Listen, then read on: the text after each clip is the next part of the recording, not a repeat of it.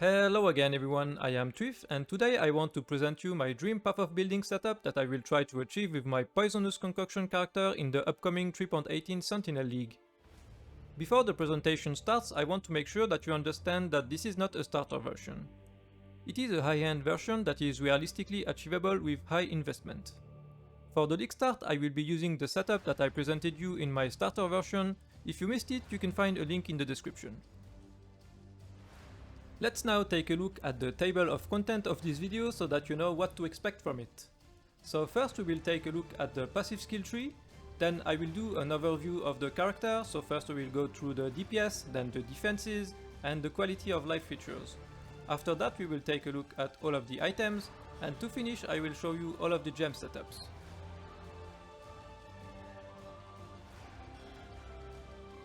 Alright, let's start the presentation now. And first, let's take a look at the passive skill tree. So we start by going down and take some attack speed and life on the way. Then we are moving over the right side of the ranger area, and here the tree will split in two directions. One going to the shadow area and the other one going to the duelist area. Let's take a look first at the ranger and shadow side. So we take more life and our first life mastery to gain 10% increased maximum life. Then we have a first poison wheel with swift venoms. And then we move to acuity. It will most likely be needed to cap our accuracy rating. And I also took in there the mastery to gain even more accuracy per dexterity. Depending on your setup, you might not need this mastery. Moving up, we have a first jewel socket in which I have a replica Conqueror's efficiency jewel. Then we get the inveterate spell suppression wheel, and we move up to take our second poison wheel in which I have the poison mastery to increase the duration of poison by 20%. And just next to it we grab more life and the life mastery with plus 50 flat life.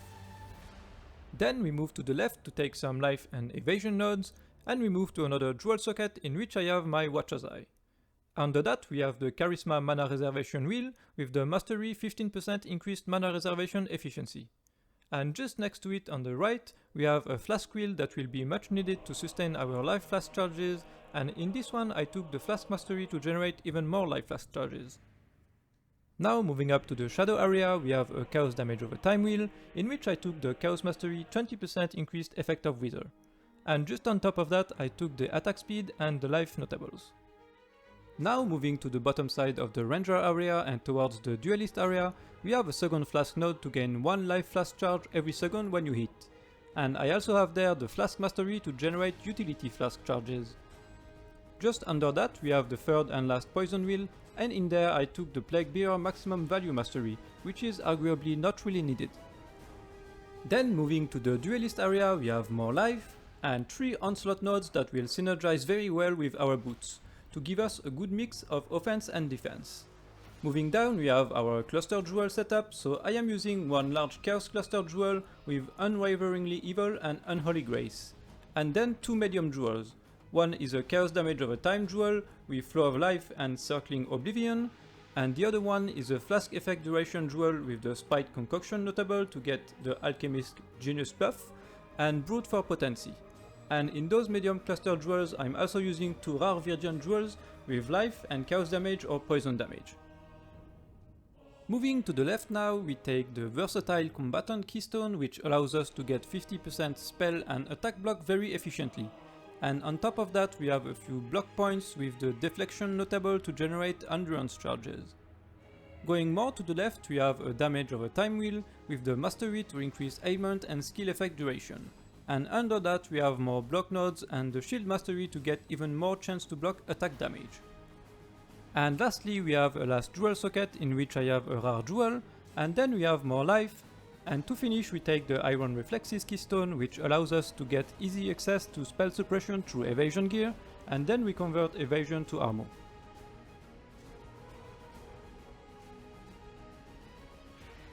Let's now take a look at what kind of DPS this character can achieve, and honestly I was happily surprised here. I was expecting something like 25 to 30 million on top end gear and being fully buffed. And as you can see on this PoB, I have about 31 million DPS, considering that all projectiles hit. And if I add on top of that the focus buff that will be active every 8 seconds, we can go up to almost 50 million DPS. so this character can definitely reach a very powerful DPS, and I would be more than happy to have even half of it early in the league.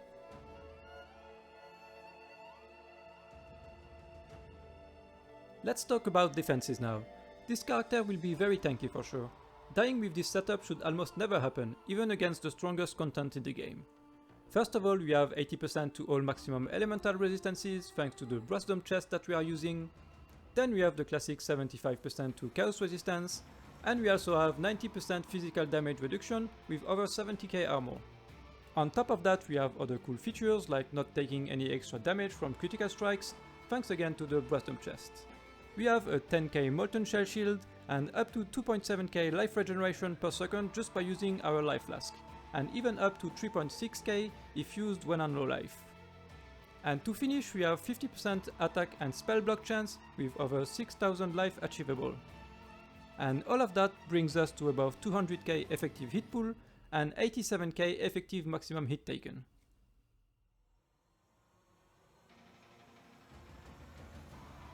Let's now move on to some cool quality of life features that this version will have. A very cool feature is that this build will act as a pseudo mageblood character. Even in hideout, your flask will be up 100% of the time, and this is due to very high flask charges generation through ascendancy, items and flask mods. This is especially very nice for boss fights, as you will never run out of flask charges even during extended fights. Another nice feature is that this version will be able to do literally any map mods in the game, so you can just YOLO without paying attention to the mods. We are not using Leech, so no Leech map won't be a problem. No regen maps won't be a problem either, as we are using a life flask or life gain on kill as our life sustain means. And for the mana, well, with this setup everything costs 0 mana. Reflect won't be a problem either, as we are chaos damage build. Then we will also be immune to all elemental ailments as we are using the Purity of Elements aura, and we are also immune to curses through our flask setup.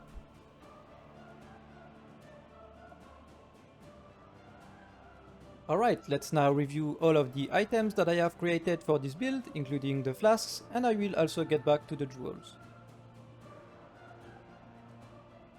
For the shield, I chose an Imperial Buckler with Redeemer and Hunter influence. Redeemer have this nice mod that gives +2 to minimum frenzy charges, which is a pretty decent DPS boost for boss fights especially, where this build wouldn't be able to generate them usually. And Hunter for the increased maximum life prefix, as there are not many other useful prefixes for this build.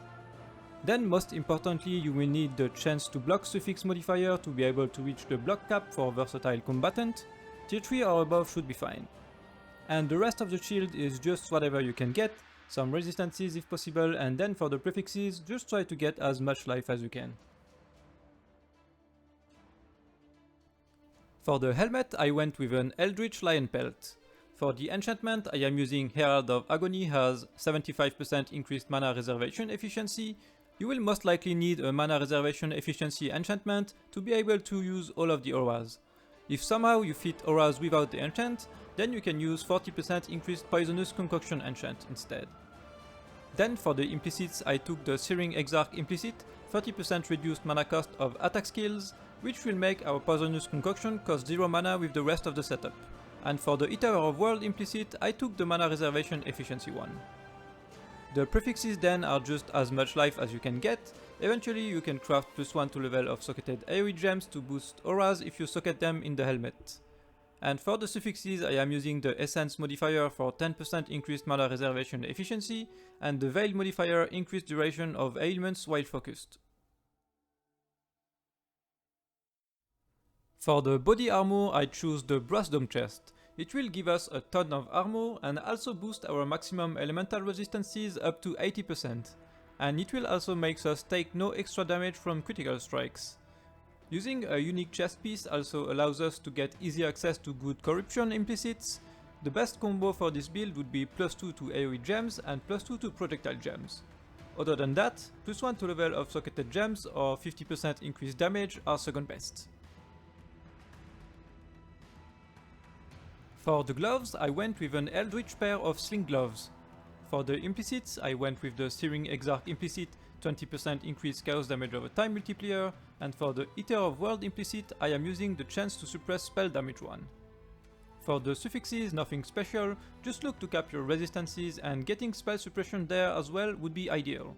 Accuracy rating or attack speed are also an option, but you will most likely be needing the resistances. For the prefixes, again just look for the maximum amount of life possible, and eventually you can craft the bench mod to increase your damage during flask effect, as they will always be up. For the boots, I will be looking for an evasion base with the synthesized implicit that gives onslaught permanently. For the prefixes, just look again for the best amount of life possible and get the movement speed with a nailing bench. And for the suffixes, getting spell suppression would be very nice, and then whatever resistances you can get there will be very helpful. For the amulet, the best base would be a Nugget amulet, as strength and intelligence are a bit of an issue for this build. For the enlightenment, corruption is definitely the best one, it gives a ton of damage. Eventually, early on, if you have mana reservation problems, you can start with sovereignty. For the prefixes, I will be looking to get +1 to level of all chaos skill gems, as well as +1 to level of all skill gems, and a good amount of maximum life. Then for the suffixes, I will try to get the damage over time multiplier modifier, and craft with the bench +1 to minimum frenzy charge. For the last suffix, it will most likely be a nailing modifier, so either some attributes or some hybrid elemental and chaos resistances. For the rings, one of them will be a Vermilion ring with the Hunter influence. For the suffixes, I will be using the Essence modifier to increase chaos damage, then get the Despair on Hit Hunter modifier, and lastly probably do a Reforged attack to either get accuracy rating or attack speed. Getting an elemental resistance or strength would also be fine here. For the prefixes, look for a good amount of maximum life, then eventually ailing for a mana modifier to reduce mana cost of skills, and finish by crafting -7 to total mana cost of skills on the bench. For the second ring, I really like to use for this build a Circle of Nostalgia. It is a very powerful ring that can give various buffs if you use the Herald of Agony gem. The best damage modifiers are increased chaos damage or increased Herald of Agony buff effect. Getting the chaos resistance buff is also a very good way to cap your chaos resistance, as it can go over 50% chaos resistance with the chaos catalysts. You can also find very powerful implicits on those rings, as they can drop with up to 3 implicits. I just took maximum life here, but there are a ton of good possibilities for the implicits. For the belt, I chose a Hunter Stygian Vise. For the prefixes, look for both flat maximum life and increased maximum life, and for the last one, it can be either increased chaos damage, or eventually some flask modifiers could be useful too. For the suffixes, most importantly, look for the mod that increases the flask charges gained, and then look for strength or elemental or even chaos resistances depending on what you need.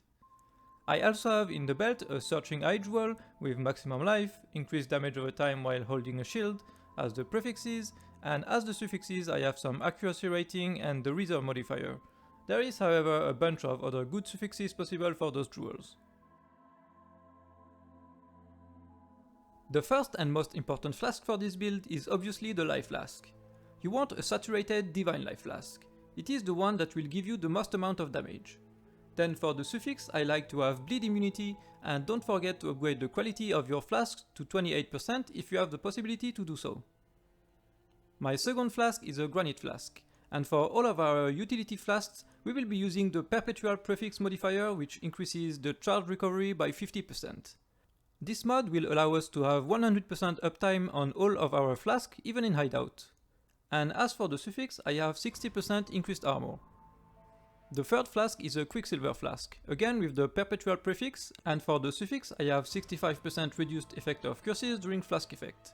Combine that with the 30% flask effect that we have, and we get close to 85% reduced curse effect. The fourth flask is a Jade Flask, as always with the Perpetual Prefix, and the suffix used for this one is 60% increased evasion rating. And finally, the last flask is a Quartz Flask. It will permanently give us the phasing buff, as well as helping us to cap our spell suppression chance, and on this one I am using the Katarina Flask mod to reduce the mana cost of skills. This is what will allow us to combine to other sources to get all of our skills to cost 0 mana. Now a last thing you can do is to use the enchantment Use when charges reaches full, to make your flask automatic. With the 100% uptime and this enchant, you will never have to press any flask other than the life flask. Let's now take a look at all of the jewels that I am using. First, the rare jewels. Here they are all the same. I am using maximum life and chaos damage as prefixes. This is pretty much what you will always want. For the suffixes, the best mods are increased poison duration, increased chaos damage over time multiplier, or increased poison damage. You can, of course, depending on your needs, get some resistances or attributes in there. I have in this build a total of 3 rare jewels, or eventually 4 if you don't need the Replica Conqueror's Efficiency jewel. Next we have the Watcher's Eye, and here again there are a few mods that can be nice. On this one I am using chaos damage over time multiplier while affected by malevolence, and chance to block attack damage while affected by determination. If you are already capped in block without the determination mod, then you can for example like bleed or poison immunity while affected by malevolence, flat armor with determination, or chaos resistance while affected by purity of elements. Then our last non-cluster jewel is the Replica Conqueror's Efficiency jewel that helps us reducing our mana cost to 0. And for the cluster jewel you want an 8 passive chaos large cluster jewel with those 3 mods: Unholy Grace, Unwaveringly Evil, and Dark Ideation. This exact combination of mods is what will allow you to have Unholy Grace and Unwaveringly Evil to be in the good side of the cluster jewel. Then for the medium jewels, there is nothing more to say than what I already said in the tree presentation.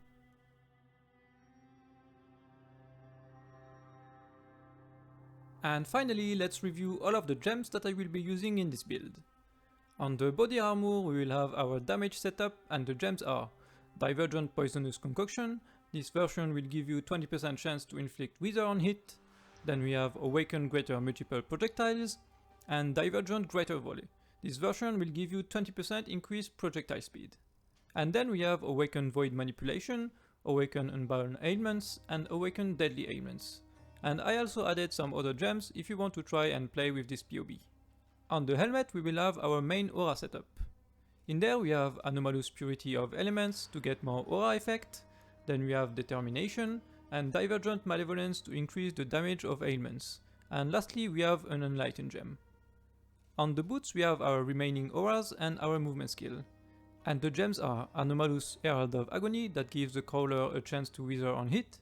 Then we have Anomalous Defiance Banner to further increased armor and evasion rating.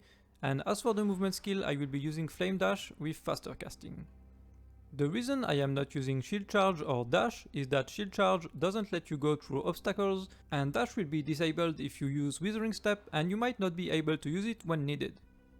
On the gloves I have an enhanced setup, which is Anomalous Withering Step to further increase the amount of Wither stacks inflicted, then Divergent Plague Bearer that grants you chaos damage over time multiplier while infecting, and Phantasmal Ancestral Protector to increase even more the buff of the totem. And linked to that of course an enhanced gem.